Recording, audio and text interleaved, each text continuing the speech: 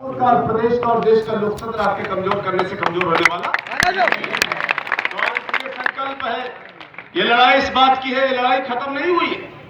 आज के दिन से ही ये दूसरी लड़ाई शुरू हो गई और मैंने कहा था जौनपुर छोड़कर जाऊंगा नहीं, घर बसा लिया है।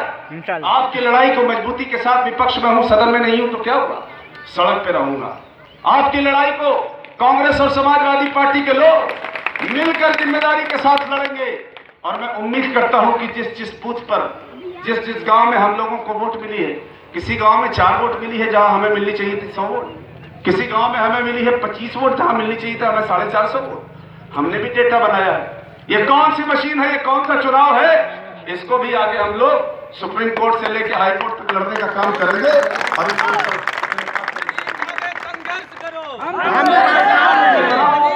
संघर्ष करो।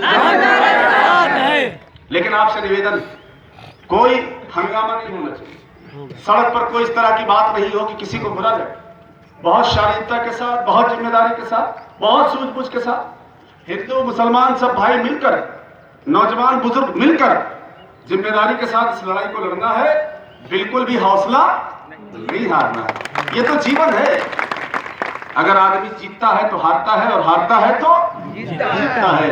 ये जीवन का दंगल है और इस दंगल में अगर आज हारे हैं तो कल निश्चित रूप से जीतेंगे। इसलिए जब मैं वहां चुनाव हारने के बाद लोग दुबक के भाग जाते हैं, मैंने कहा दुबक के भागने की लड़ाई जौनपुर में बंद हो जाएगी। हम तमाम हमारे साथी वहां से नारा बोलते हुए, नारा लगाते हुए, आवाज बुलंद करते हुए, तिरंगा झंडा लेकर राहुल गांधी और अखिलेश यादव का नारा लगाते हुए पैदल धूप में यहाँ पे आए हैं।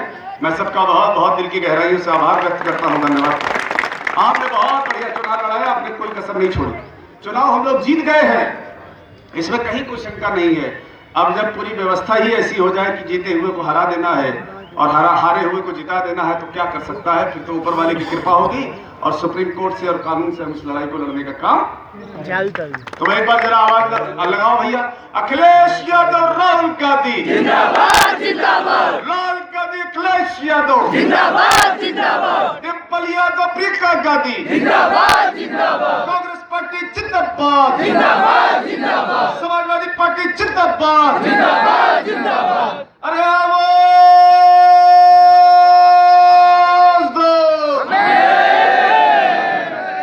सब लड़ाई को जारी रखेंगे, संकल्प लेते हैं, सारे लड़ाई जारी रखेंगे। हाथ उठा दो भैया, इंशाल्लाह हाथ उठाओ और बजा दो ताली।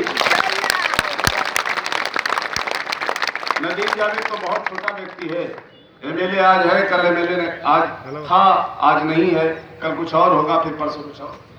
ये लड़ाई मुल्क को बचाने की है। ये लड़ाई मोदी से और अमित शाह से और उनके फांसीवाद से और हिटलरवाद से इस मुल्क को बचाने की है।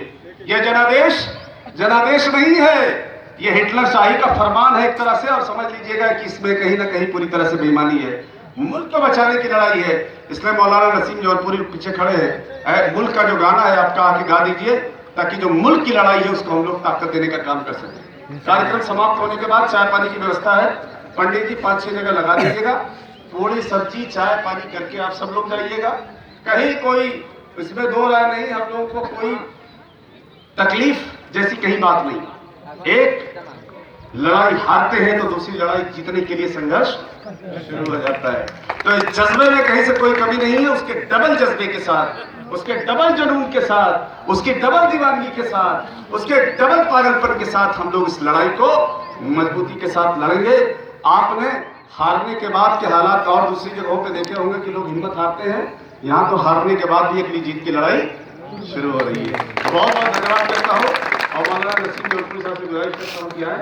मुल्क को बचाने की लड़ाई है। नदीम जावेद तो बहुत छोटा आदमी है, प्रदेश को बचाने की लड़ाई है। मुल्क का गाना एक बहुत अच्छा है, गा दीजिए और सब लोगों से गुजारिश है कि चाय पानी करके ही जाए।